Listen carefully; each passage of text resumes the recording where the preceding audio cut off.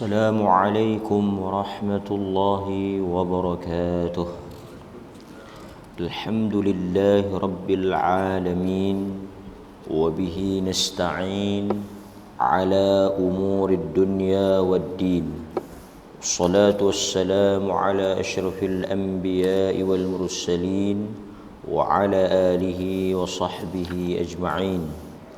أشهد أن لا إله إلا الله وحده لا شريك له وأشهد أن محمدا عبده ورسوله. أما بعد. Muslimin muslimat yang dirahmati oleh Allah Azza wa Jal, kita bersyukur kepada Allah Subhanahu wa Ta'ala kerana dengan izin, inayah, pertolongan dan juga limpah perkenan daripada Allah Subhanahu wa Ta'ala, kita dapat bertemu dan berkumpul pada pagi ini.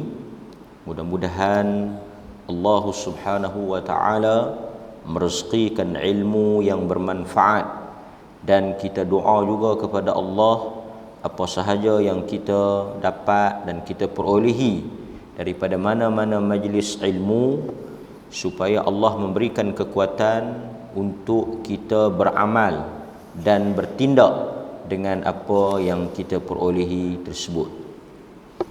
Hadirin mukminin, muslimin dan muslimat, tuan-tuan yang dirahmati oleh Allah Azza wa Jal, seperti mana yang kita semua mengetahui bahawa kita sudah hampir dengan bulan yang penuh dengan keberkatan, bulan yang dinanti-nantikan, bulan yang mana disebut oleh Nabi sallallahu alaihi wasallam Syahrul Mubarak, bulan yang diberkati oleh Allah Subhanahu wa Ta'ala. Segala tindak tanduk, perbuatan dan amalan yang kita lakukan akan dilipat gandakan pahalanya berganda-ganda, sehingga Nabi sallallahu alaihi wasallam menyebut di dalam hadis qudsi, Allah Azza wa Jal berfirman, as-siyamu li wa ana ajzi bih. Sesungguhnya puasa itu adalah untuk aku, dan hanya sanya aku sahaja yang mengetahui balasannya. Jadi mudah-mudahan tuan-tuan, apa yang kita semua dengar selama ini dalam kuliah, forum, ceramah, tazkirah tentang keutamaan bulan puasa, apabila masuk dan melangkahnya kita pada bulan ini, kita dapat memberikan sepenuh tenaga dan perhatian kita kepada bulan yang dinanti-nantikan, ditunggu-tunggu ini, untuk kita memanfaatkan sehabis baik dan semampu mungkin dengan segala bentuk amalan yang ada di dalamnya. Bahkan ada di kalangan ulama Ahlus Sunnati wal Jamaah menyebut, sesiapa yang diharamkan, terhalang daripada kebaikan bulan Ramadan, terhalanglah ia daripada syurga Allah Subhanahu wa Ta'ala. Sesiapa yang tidak dapat, gagal memanfaatkan, tidak merasa bersemangat untuk mengambil apa yang ada di dalam bulan Ramadan, maka kata para ulama, itu antara tanda-tanda dia terhalang ataupun diharamkan daripada mendapat kenikmatan syurga Allah Subhanahu wa Ta'ala. Sesiapa yang diharamkan syurga dunia, dia akan diharamkan syurga di akhirat. Syurga dunia itu merujuk kepada kelebihan yang ada di dalam bulan Ramadan.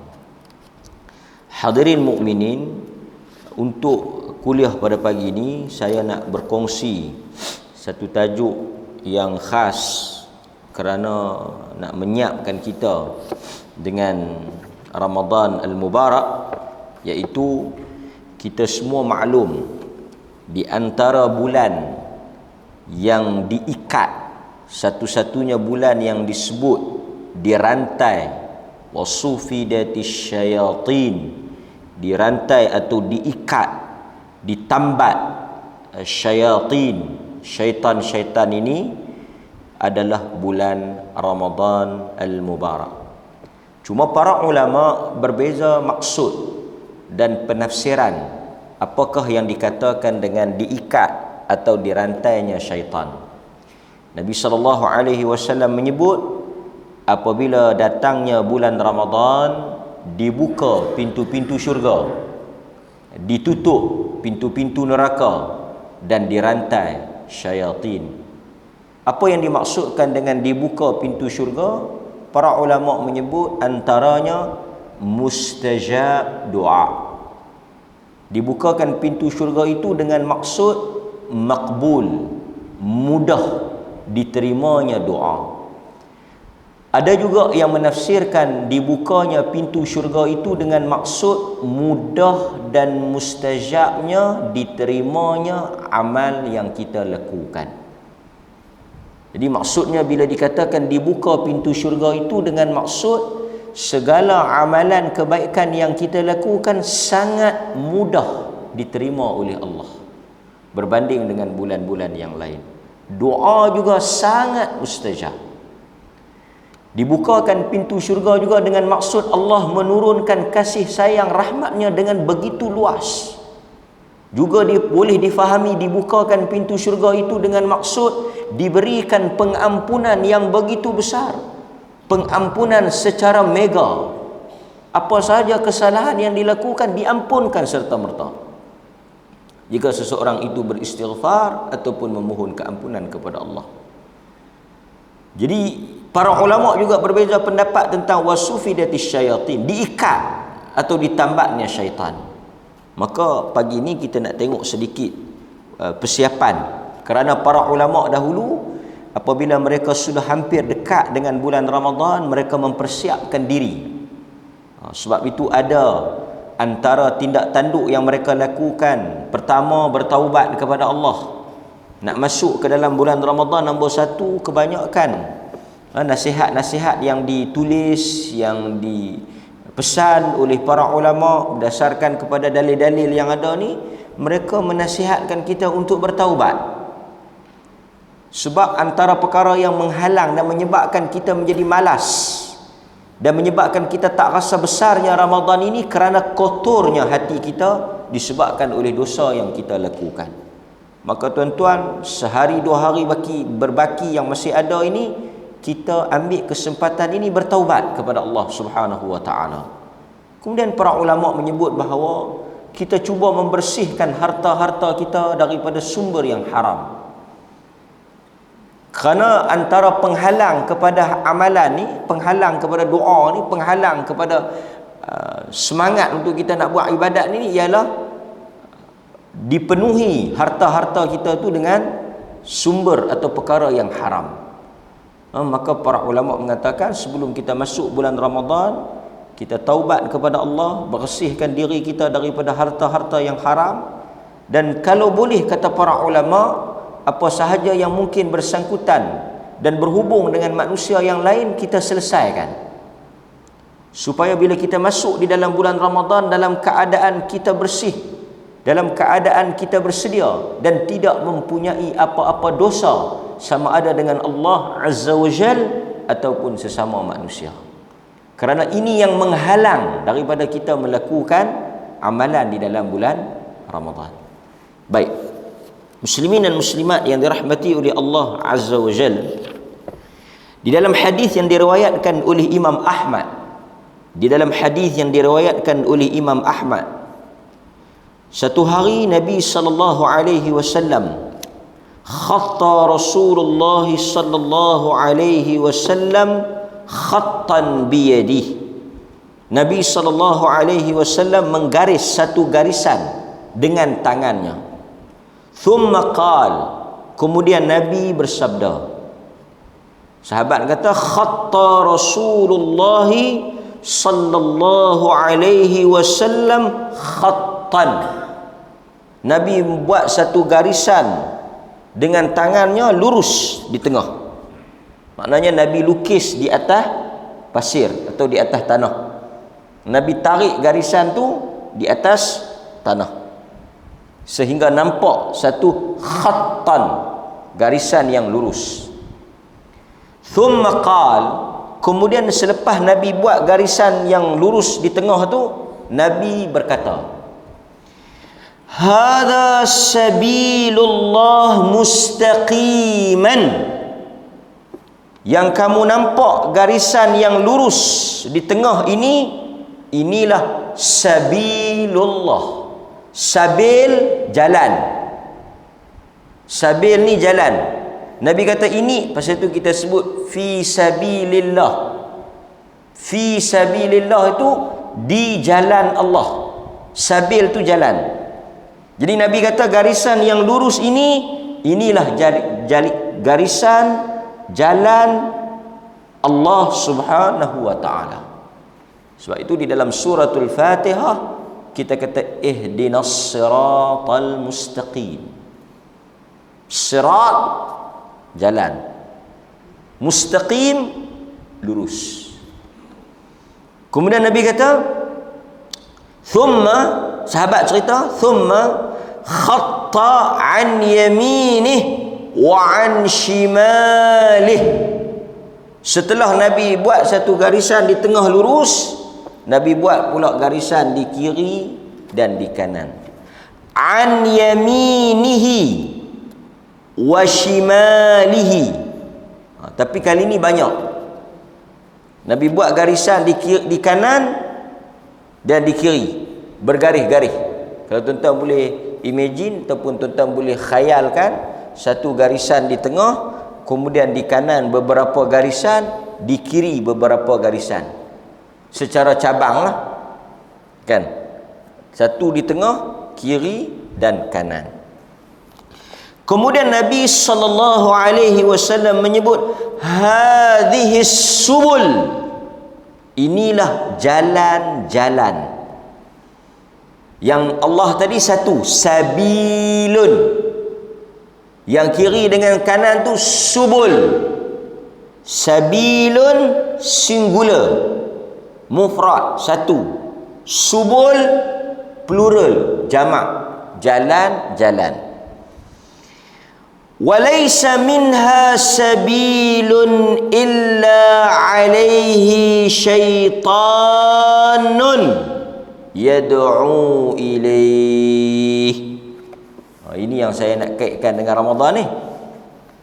Bila kita masuk di dalam bulan Ramadan, tidak ada jaminan kita akan selamat. Sebab itu tidak pelik seseorang yang berada di dalam bulan yang diikat syaitan masih boleh melakukan dosa. Kalau ikut logik, tak ada dosa lah kan? Sebab makhluk yang bertindak menghasut dan mengajak kita melakukan, menyeru untuk kita buat jahat itu telah diikat. Tapi tafsirannya banyak. Yang diikat itu sebahagian sahaja, bukan semua. Ada yang faham kesemua diikat, tetapi ajarannya, didikannya, asuhannya kekal.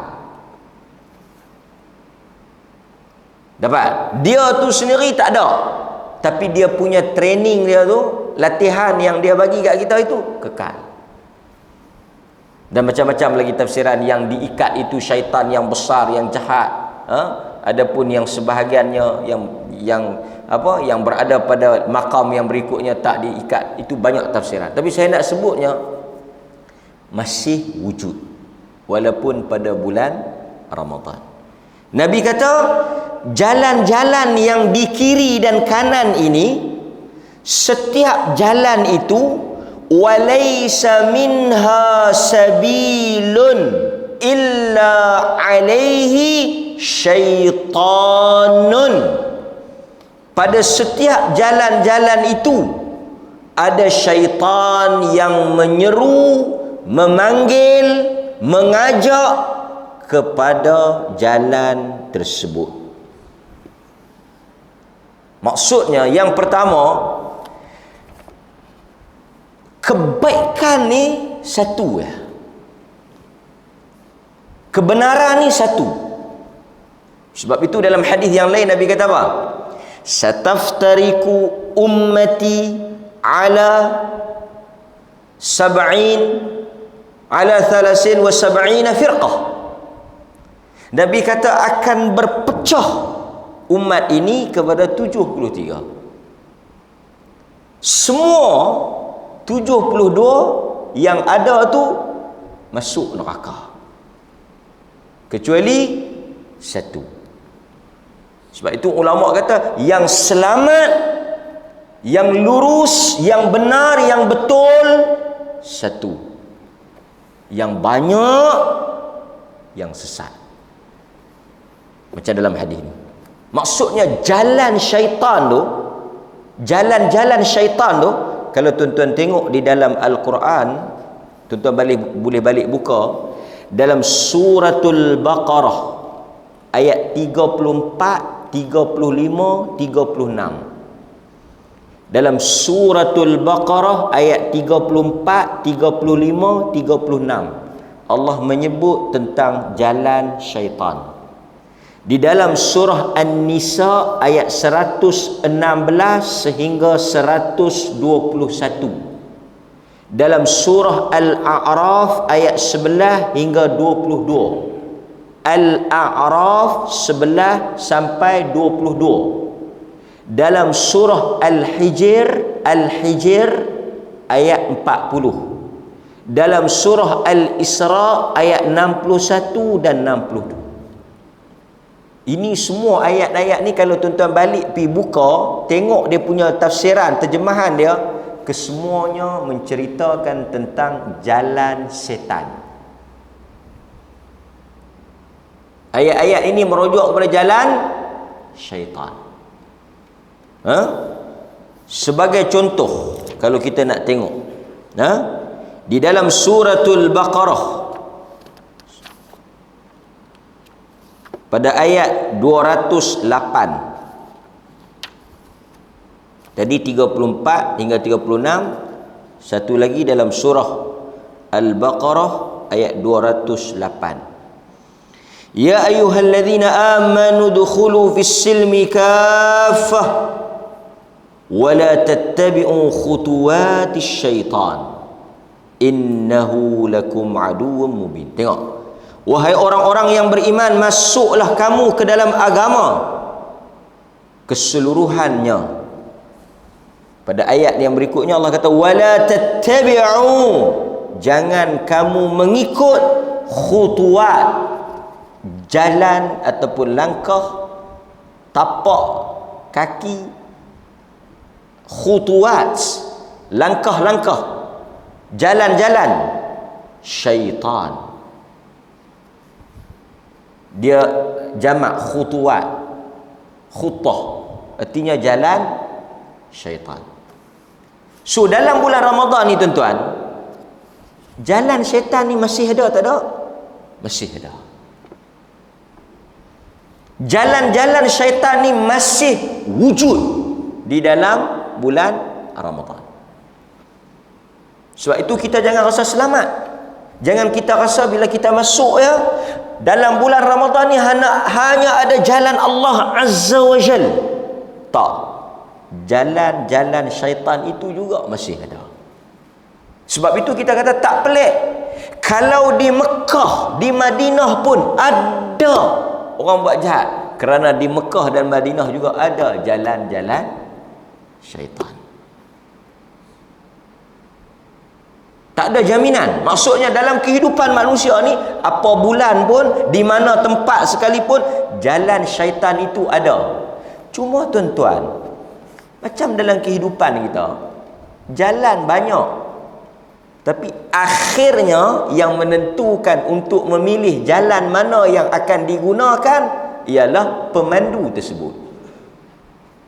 Kita nak pergi satu tempat, banyak jalan, tapi yang menentukan jalan mana yang kita akan pilih untuk kita pergi ke situ, jalan-jalan yang ada itu, yang menentukannya ialah pemandu atau pejalan tersebut.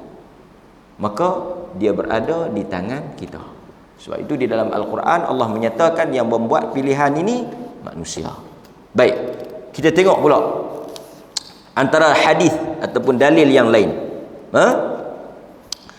apabila Nabi SAW nak keluar daripada rumah, sebagai contoh dalam hadis yang diriwayatkan oleh Abu Dawud, dalam hadis yang diriwayatkan oleh Abu Dawud At-Tirmizi, idza kharaja ar-rajulu min baitihi faqal, apabila salah seorang daripada kamu keluar daripada rumahnya, jalan syaitan tu duk ada dah.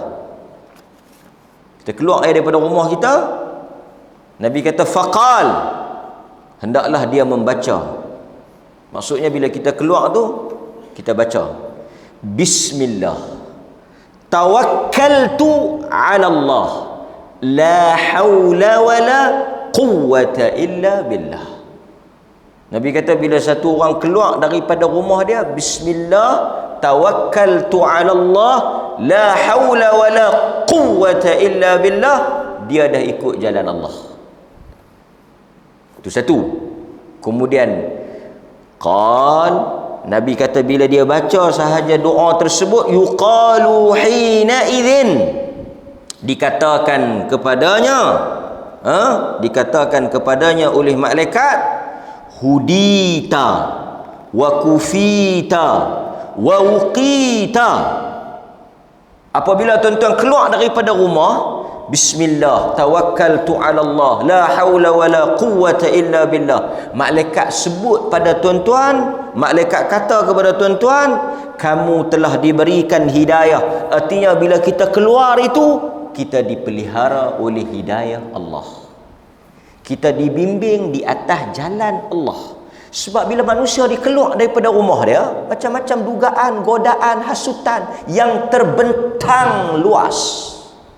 Dia duduk dalam rumah dia, mungkin dia tak ada ruang nak buat jahat, dia tak ada peluang nak mengikut jalan-jalan syaitan. Tapi bila dia keluar saja, macam-macam yang duk tunggu. Maka kata para malaikat yang tunggu di depan pintu rumah kita, hudita, dia ni keluar dengan hidayah Allah. Itu satu. Wa kufita, dan dia keluar dengan dicukupkan keperluannya. Maksudnya apa sahaja yang berlaku di luar itu, Allah cukupkan rezeki dia. Tu rezeki dia dicukupkan. Yang ketiga, wa wuqita, dia akan dilindungi daripada sebarang bentuk gangguan syaitan. Nombor 3. Dia dapat 3 benda. Siapa yang baca bismillah, tawakkaltu ala Allah, la haula wala quwwata illa billah, nombor 1 dia dapat hudita, nombor 2 dia dapat kufita, nombor 3 dia dapat wuqita. Dia dapat hidayah, dia dapat rezeki yang cukup, keperluan dia dipenuhi oleh Allah. Yang ketiga, Allah pelihara daripada dia ikut jalan setan sampai dia balik ke rumah dia. Kalau dia keluar pagi pergi kerja, pukul 5 saat ni dia balik, sepanjang tu Allah wuqita, pelihara dia, wiqayah, cegah daripada dia tersasar. So kita tak perlu takut lah kalau anak-anak kita baca doa ni, suami kita, isteri kita keluar, Allah jamin 3 benda. Fatanaha lahu syayatin. Jadi tuan-tuan jangan tak baca pula. Saat lagi bila masuk bulan Ramadan dia tak baca. Bini dia tanya, pasal apa abang tak baca? Dia kata bulan ni bukan ada setan. Kan? Kita duk baca, kalau kita makan, tuan-tuan kena faham bagi molek. Apakah di dalam bulan Ramadan, bila kita kata setan diikat, kita tak gaduh dah baca doa-doa ni? Contoh, bulan lain kita baca bismillah pasal apa? Nabi kata siapa yang tak baca bismillah, setan makan dengan dia. Kan? Dalam satu hadis, Nabi makan dengan satu orang sahabat, dia tak baca bismillah, makan, lepas tu dia lupa, kan? Dia teringat bismillahi awwalahu wa akhirahu. Kemudian dia baca dengan nama Allah di awal dan di akhir. Nabi tergelak. Sahabat tanya, ya Rasulullah, kenapa gelak? Sahabat kita tadi ni, masa dia makan, dia tak baca bismillah, setan duk makan dengan dia. Nabi nampak. Selepas tu dia baca bismillahi awwalahu akhirahu tu, setan muntah habis. Tu yang aku tergelak tu. Tapi tuan-tuan, kita dah habaq tadi, bulan puasa setan kena tambak. Jadi tuan-tuan tak apalah kalau tak baca pun. Kan? Allahu akbar, orang azan maghrib bantai makan. Tu imam tanya, bismillah, tak bismillah pun tu Haji. Dia tahu bulan ni setan tak ada, siapa nak makan kita, makanlah. Okey. Kita baca dalam hadis, masa kita semayang, setan mai. Nama dia Khanza. Sahabat mari cerita dekat Nabi, dia kata bila dia semayang, kan? Bila dia semayang, fikiran dia terganggu. Sampai dia tak tahu berapa rakaat dia semayang. Nabi kata, bila manusia semayang ni, syaitan khanzab atau khinzab mai untuk ganggu dia. Sebab itu bila kamu mari gangguan tu, kamu sebut a'udzubillah dan ludah sebelah kiri 3 kali. Ludah sebelah kiri. Buat-buatlah macam ludah kan, isyarat. Ludah dia. Kalau kita baca hadis, kita salat dalam bulan Ramadan ni tak ada lah gangguan, tapi ada tak? Dalam bulan Ramadan bila tuan-tuan salat, tuan-tuan terganggu ke? Atau tuan-tuan masih lagi ada tak yang dikatakan dengan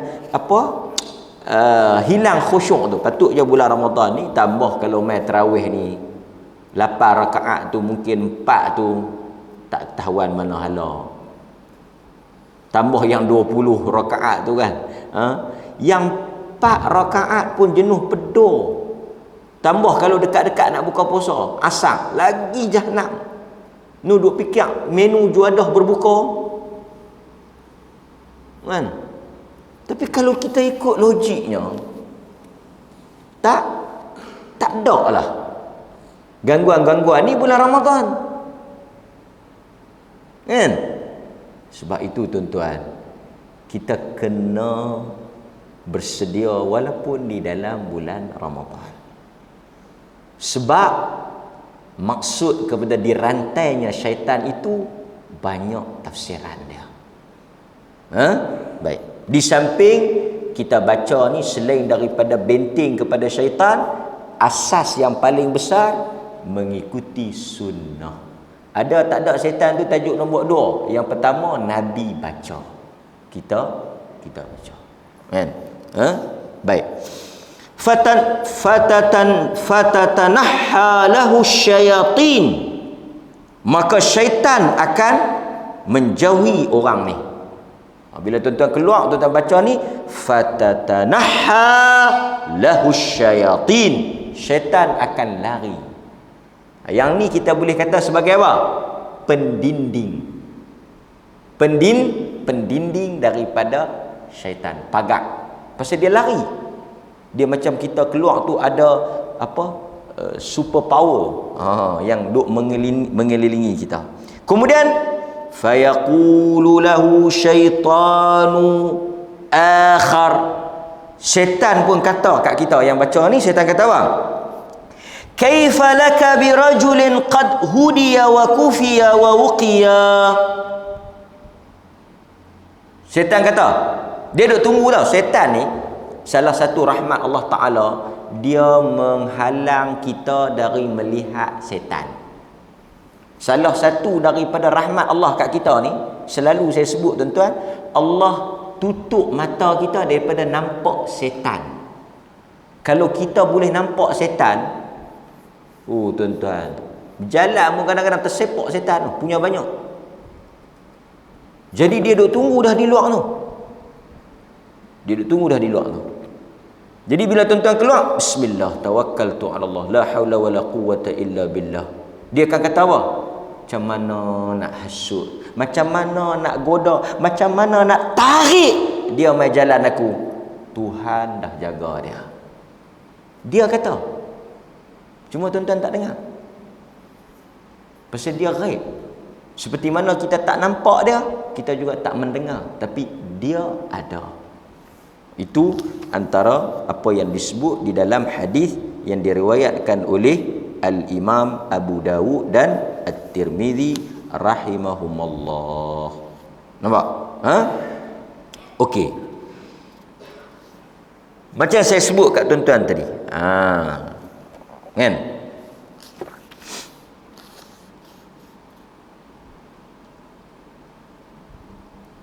Satu,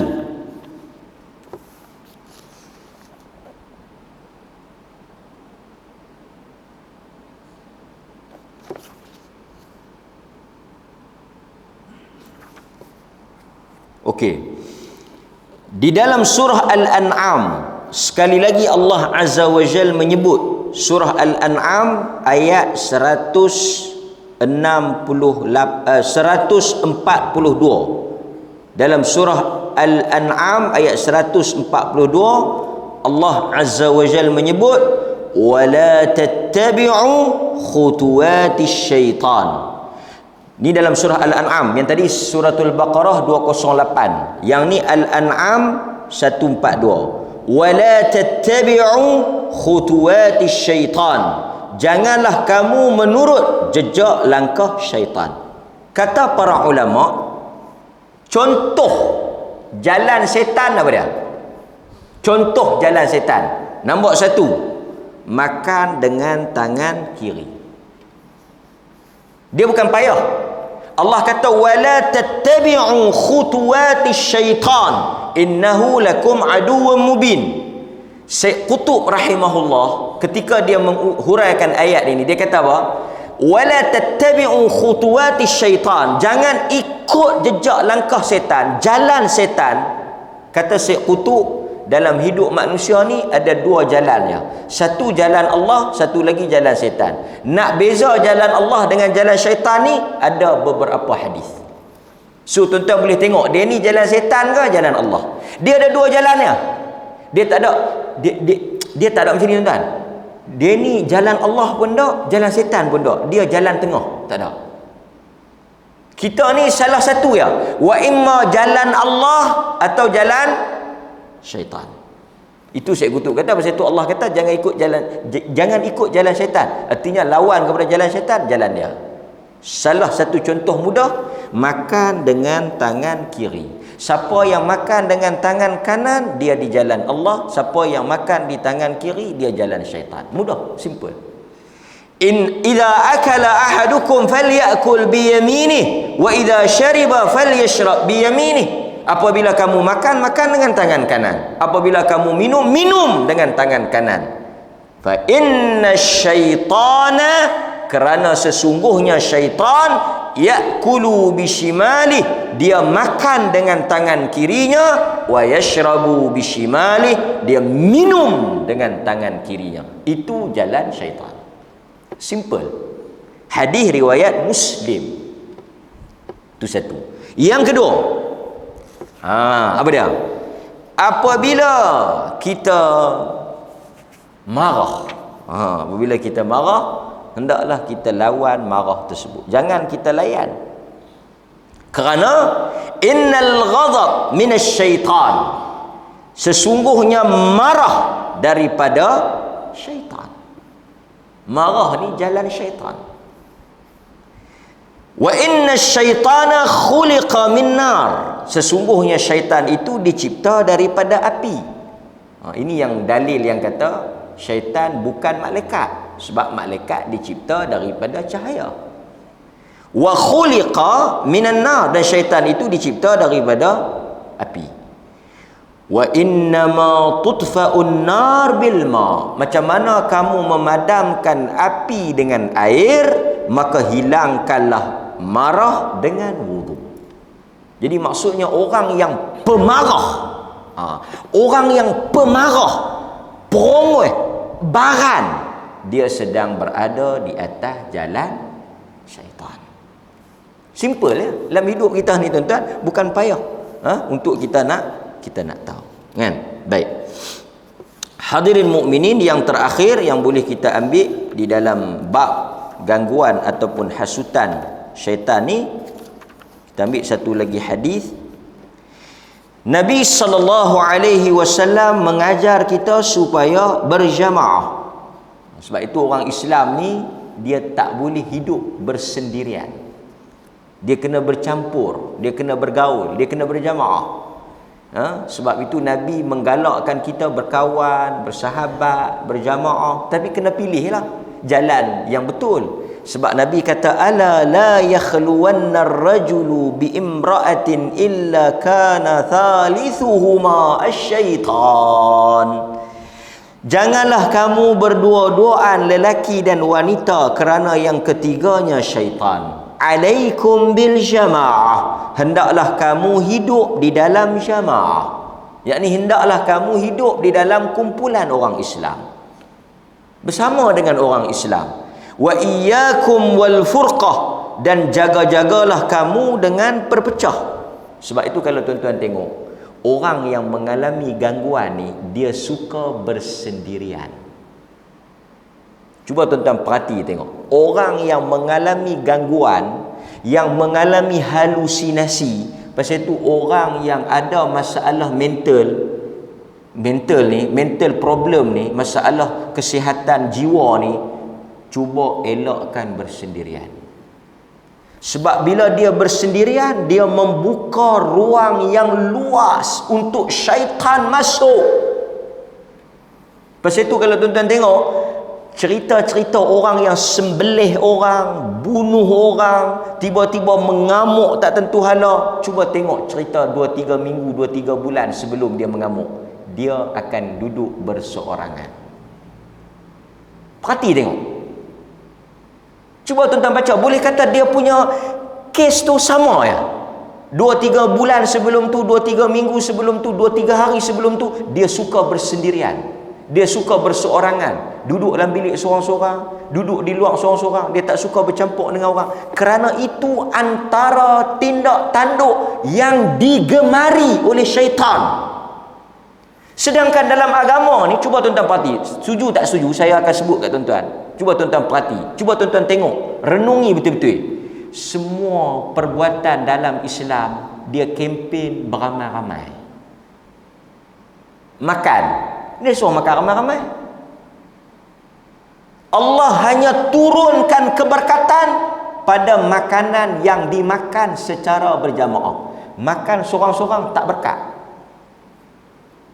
Macam kita katalah, makan seorang, makan seorang. Makan ramai-ramai. Biar bagus tuan-tuan kalau kita makan ramai-ramai, kalau kita kena pun kena ramai-ramai.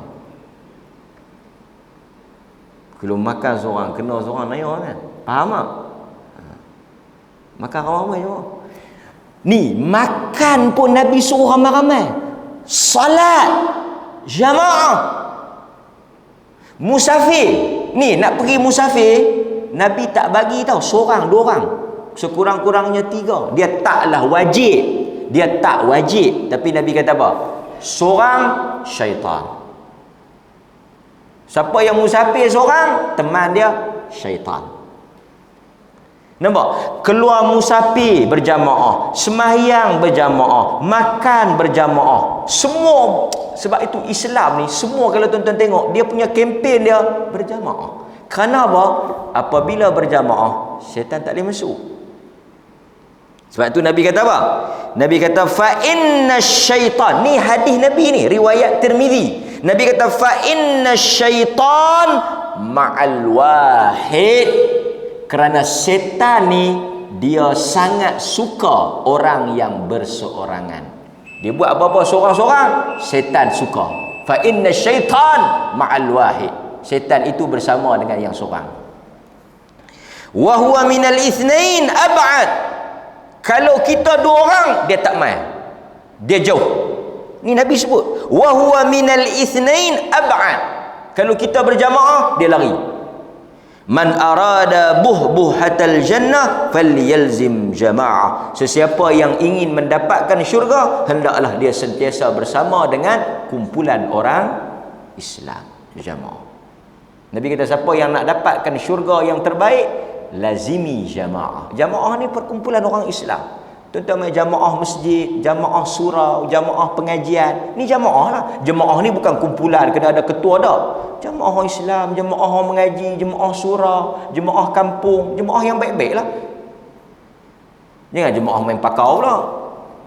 Kan jemaah mahjong dah jemaah lawai kok kami pun berjemaah ustaz alhamdulillah. Jemaah apa? Kami jemaah minum biak, minum ketum ramai-ramai, yang tu jemaah setan. Yang ni orang jemaah yang bagus kan. Jadi tuan-tuan dapatlah muslimin muslimat, hadirin hadirat yang dirahmati oleh Allah, mudah-mudahan dalam bulan Ramadan, bulan yang diikat dengan syaitan ni, kita jangan leka, jangan lalai. Setengah orang dia ingat syaitan tak ada, dia ingat syaitan kena tambat, dia lalai. Masa lalai tu perangkap akan mengena mangsa. Wassallallahu ala nabiyyina Muhammad wa ala alihi wa sahbihi wasallam walhamdulillahi rabbil alamin. Wassalamualaikum warahmatullahi wabarakatuh.